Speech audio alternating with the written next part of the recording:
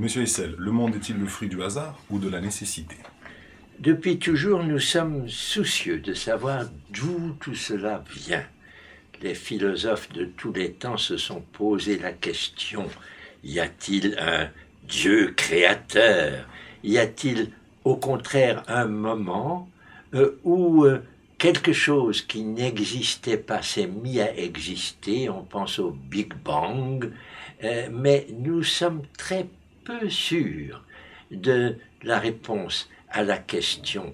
Le monde est-il le fruit d'un hasard imprévu? Y a-t-il dans la façon dont le monde s'est constitué une nécessité? Mais cette nécessité, par qui serait-elle imposée? Nous avons eu la chance d'un merveilleux livre de Jacques Monod qui s'appelait Le hasard et la nécessité. Souvenir d'avoir lu ce livre d'un grand scientifique. Pour les scientifiques, la nécessité est ce qui les anime le plus, mais ils sont bien conscients aussi qu'ils ne peuvent jamais amener la causalité jusqu'à un point où elle serait l'origine de tout et que de cette cause primitive pourrait se déduire scientifiquement tout ce qui s'est passé depuis. Qu'il y ait donc quelque part un hasard que vraisemblablement nous, humains, nous ne sommes pas capables de détecter. C'est ce qui me paraît le plus vraisemblable.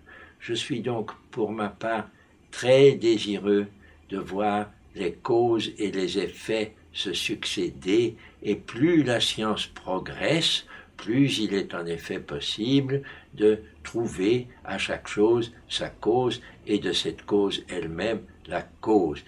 Un enchaînement nécessaire paraît ce que la science souhaiterait apporter pour la clarté, pour que nous n'ayons pas trop de problèmes à comprendre ce qui nous est arrivé. Mais nous ne pouvons pas éliminer le hasard.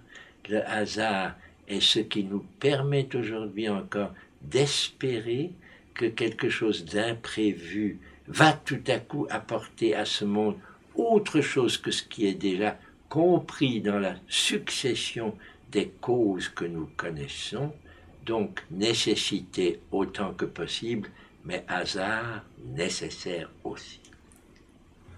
Comment répondriez-vous à ces gens qui ne sont pas des scientifiques, qui ne sont pas des philosophes, mais qui subissent ou profitent de la vie quotidienne?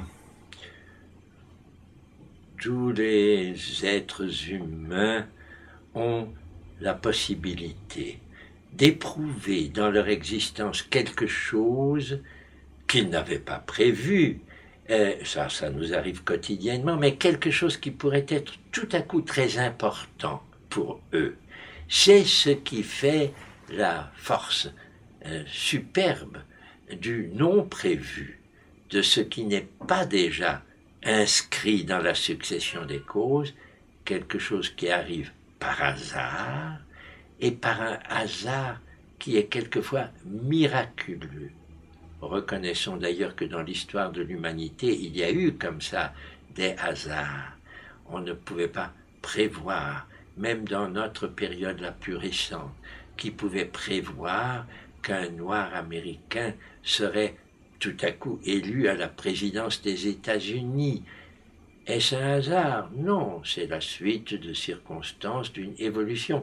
Mais quand cela surgit tout à coup, ça se présente comme un hasard. Ça, c'est dans la vie publique. Dans la vie privée, c'est aussi très important.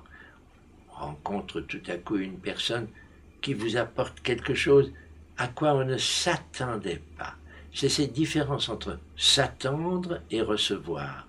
On s'attend à beaucoup de choses que l'on prépare, sur lesquelles on se prépare, mais qui ne vous surprennent pas particulièrement parce qu'on les avait prévues. Et puis tout à coup vient quelque chose, et c'est cette chose imprévue à laquelle nous attribuons comme cause le hasard. Le hasard par là est quelque chose qui peut toujours encore nous arriver, même dans les moments de plus grande déprime, il peut y avoir tout à coup une ressource qui nous arrive et qui nous enchante et que nous attribuons alors au hasard. Comment, par exemple, pourrions-nous décrire ça par rapport au talent des gens? Il y a des gens qui naissent, on dit qu'ils ont des dons. Il y a des gens qui naissent, ils ont dit non, c'est parce qu'il a travaillé pendant des années pour devenir aussi précis dans son œuvre. Est-ce que là, il y a un hasard ou il y a une nécessité à ce que l'humanité reçoive des artistes valables malgré eux? Ou est-ce que c'est un hasard que parce que justement il soit né là, qu'il ait eu ce métier-là, il puisse devenir aussi talentueux? Voyez-vous, le rapport entre le hasard et la nécessité pose un problème central, qui est le problème de la liberté. S'il n'y avait que de la nécessité et de temps en temps un hasard, où serait la liberté? La liberté est ce qui fait que quelqu'un qui peut avoir des dons, qui peut avoir des talents, ne rencontre pas le moment où librement il choisit de s'investir dans quelque chose qui va être pour lui essentiel.